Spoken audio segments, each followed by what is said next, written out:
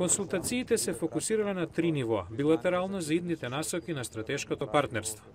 Поддршката на Соединетите Американски држави во делот на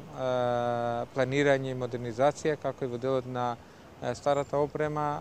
оценка на вредноста на капацитети што ги имаме во делот на одбраната во Република Македонија, работи што ние ги планираме и се дел од исполнување на стандардите на НАТО што Република Македонија ги прави.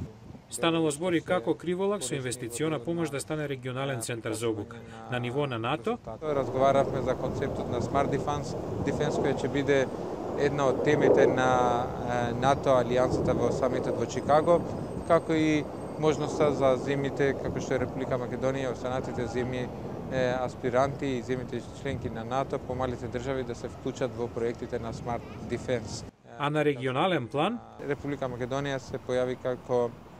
една можност ние да бидеме како лидери во организација на ваква работна група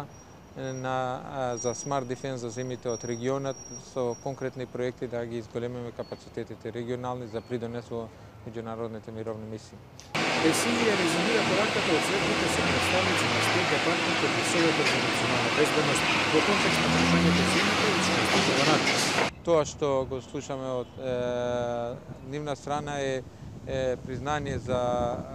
Република Македонија што прави за меѓународни мировни мисии, како и поддршка за членство во НАТО со укажување дека ова што ние го предлагаме конструктивноста во овој процес